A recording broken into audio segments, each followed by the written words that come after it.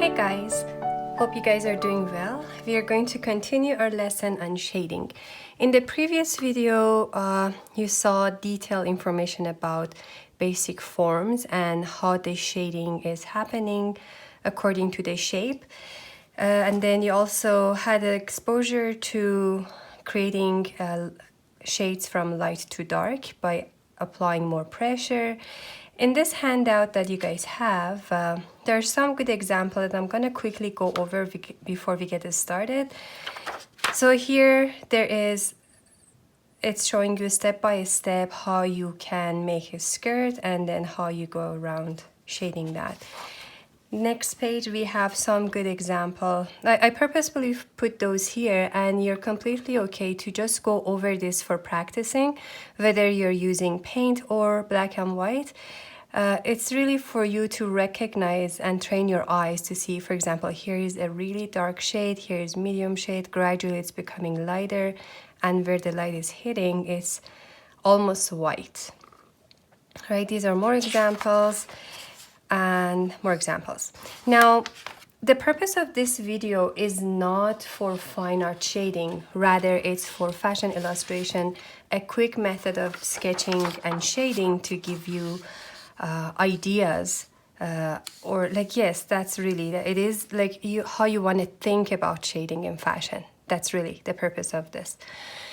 All right, so first thing, again, a quick refresher. So if you have white at this end and black at this end, how you want to progress, I'll just quickly show you, I don't do the full lesson, but I want to show you how I get there. So I actually tend to go for the whole section, except the white. Say I am not coloring anything here. And I try to have the lighter color here. So I start from my lightest shade.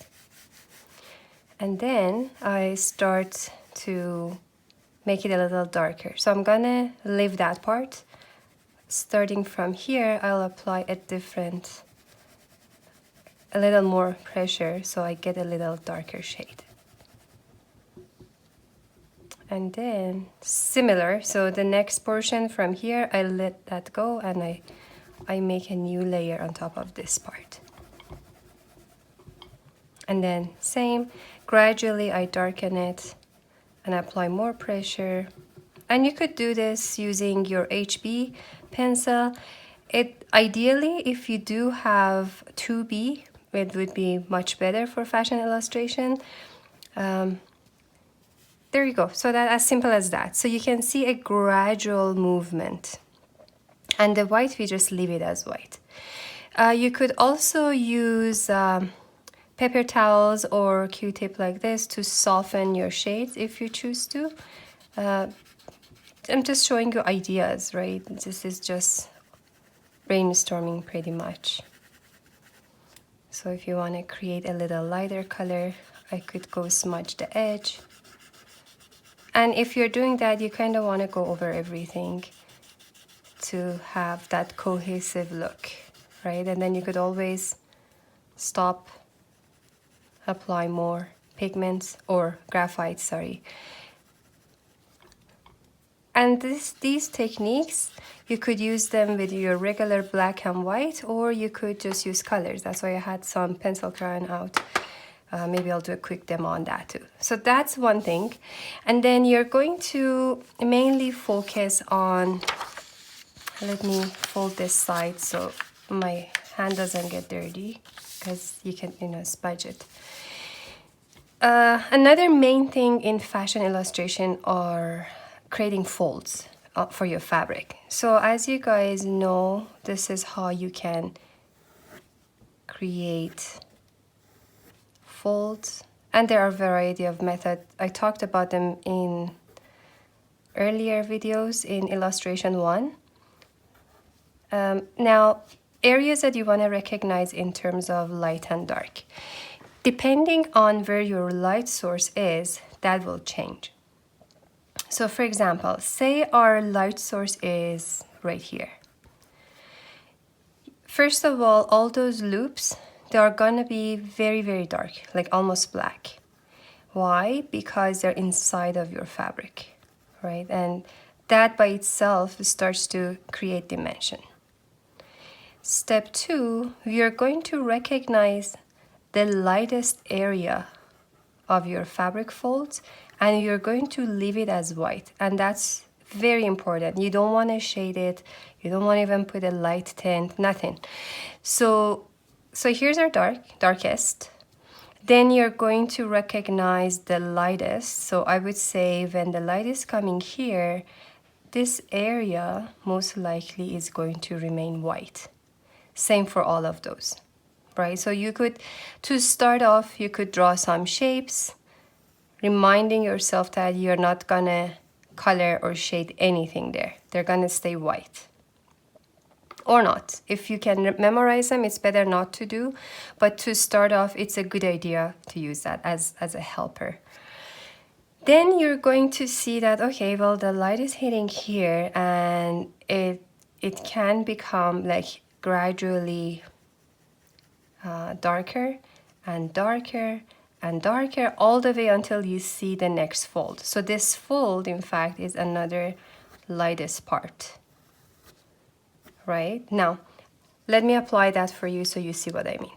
So I'm gonna leave this part white, and then I start shading this entire section with a light shade. Right? And I'm just gonna, since I have the line, I'm gonna go all the way till that point, and then I'll leave this first part white. There. So that's the first value I put in. Now I'm going to make it a little darker from this point over, right? So here it go. I'll do this part. I apply a little more pressure, so it's a little darker. Then I'm gonna leave that and then go here and make it even darker. Now, because the light source is at the top, I probably have a bigger shadow at the bottom. So here I'll go a little wider this way as well. And then I try to blend the edges and make it nice. There you go. So at the end, I'll just make my line really dark and reinforce that line. And there it is. So if I keep repeating that, you see the difference. Let's do it on this one. This time I don't explain, I'll just do it. Remember that we are leaving some white.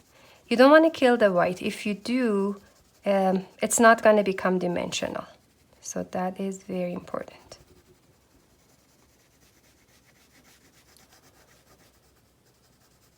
And gradually, I want this side to be a little darker.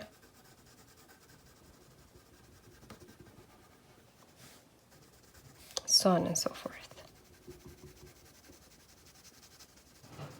I think I'm going very dark, but you can apply less pressure for your first gray that you're creating, the lighter gray. You don't want it to be like too dark. All right, so with that effect, you should be able to create your skirt or dresses or whatever you're doing. Now, this can go anywhere. It could be a skirt, it could be, say if you are doing it around the color. Say if I have the neckline, I'll just rotate this. Say if there's a head or something there, I can turn this to a color, right? Or it could be happening on the sleeve, it could be for details on a pants, anywhere really. But that's the heart of it. Now, let's quickly take a look at some other examples here. Now that I kind of explained what is a common practice in fashion, so that's mainly for creating folds, you can see easily here that this is exactly what is happening for all of these. Same here, right? And I'll get to the top, like shading the bust area and all that in a second. Here are your practice sheets. So you could use them to practice. I'll just pick any of them, really, it doesn't matter, to show you how to practice this. First thing you want to remember is that you want to choose your light source, right? It's very important. So this time, let's put the light source on this side and shade this one. So first of all, recognize where it's gonna remain white. That's gonna be that. This is gonna be dark. So I'll start kind of shading this whole section really lightly. And you know, shading is something that takes a while to do, and in favor of time, I'm really trying to be quick. The result may not turn out the best way, but the whole purpose is to just give you a preview, right? Like if I want to take my time and shade properly, that's a very lengthy process. And by now you guys should know it because you started this last week. All right, so that's my first shade. And then I'll do a little darker shade.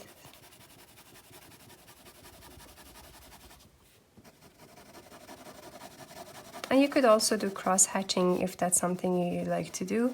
But remember, when you're doing cross-hatching, you're creating a texture and the texture is rough. So if you're trying to show silk, sheer, satin, you don't want to cross-hatch. And then I go like darker, gradually making it really, really dark. And now I'm pressing with full strength.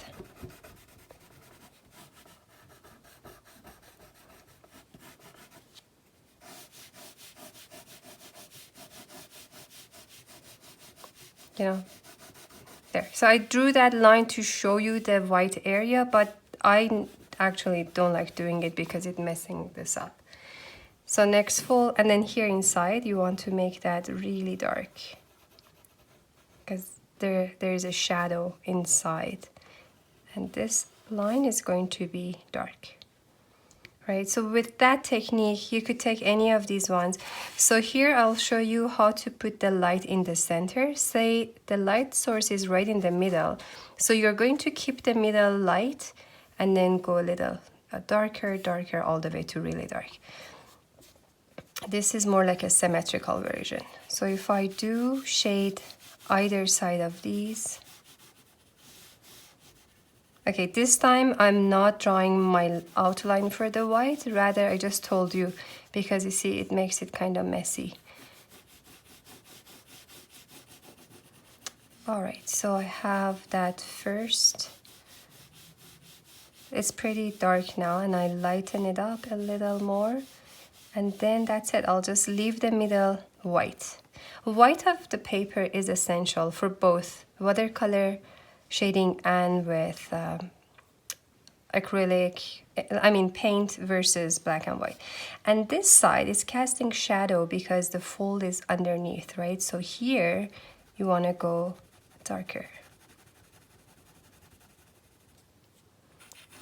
And another thing you want to consider is you want to shade in the direction of your fabric. So if the fabric kind of starting from top coming down, you want to follow that direction. In this cases, like in this one and the previous one, I was just showing you where you want to darken it, so I wasn't really paying attention to that. But here, because I want to create that flow in my fabric, I'm just going vertical. And now you guys see all those warm-up practices we had are useful, right? And make sure you're not smudging over your shades. You could use another paper underneath. So if you're going somewhere that you could not avoid. Right now I'm okay. I'm starting from left and here is nothing shaded. So I'm not smudging anything. But as soon as I switch over, I have to cover this section.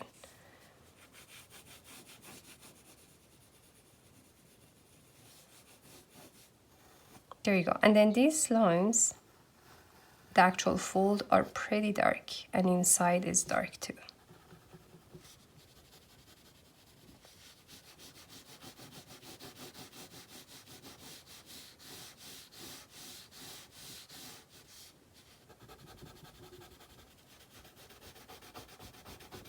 And by making the layer behind darker, you make the fabric to kind of come forward and pop.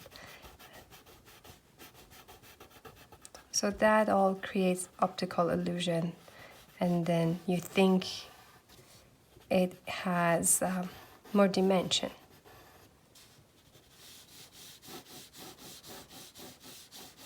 All right, so here's another example. So feel free to pick any of them. You don't have to do them all, but I included a variety of folds and shapes in case you want to use them in your illustration. These are pretty simple, all these pleats. Overall, you want to divide them light, dark, light, dark. Same here. So the ones that are inside, they're going to be darker. For example, here, I'll do actually more example of this on the colored one. Even though if you're not doing the coloring one, just watch that other video, which I'm recording right after. That should give you ideas on how to shade.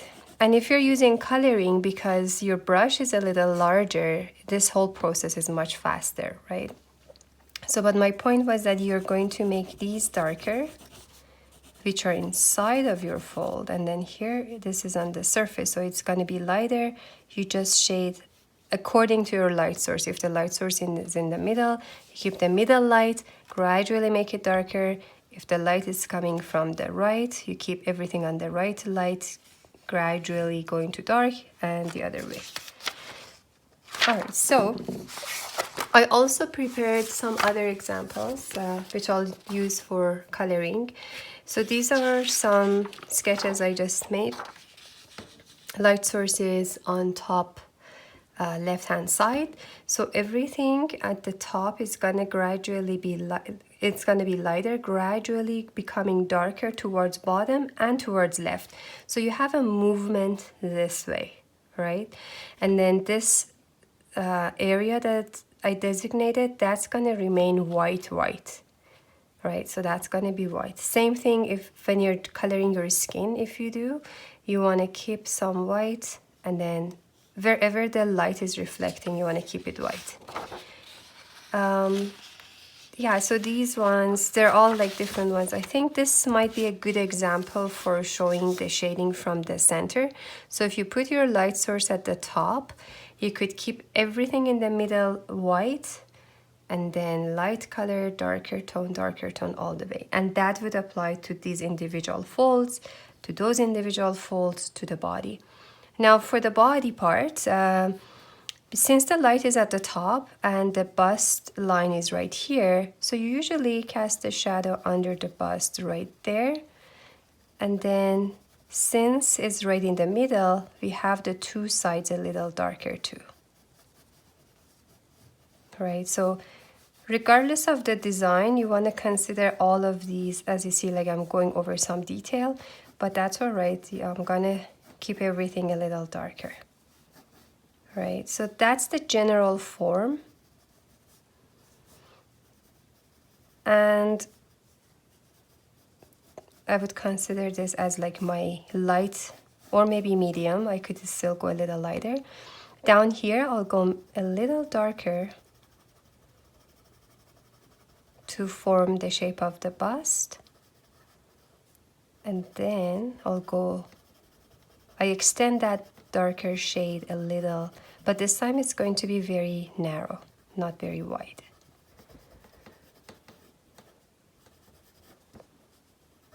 Right, so there you go. And then I could go make it a little lighter if I need to.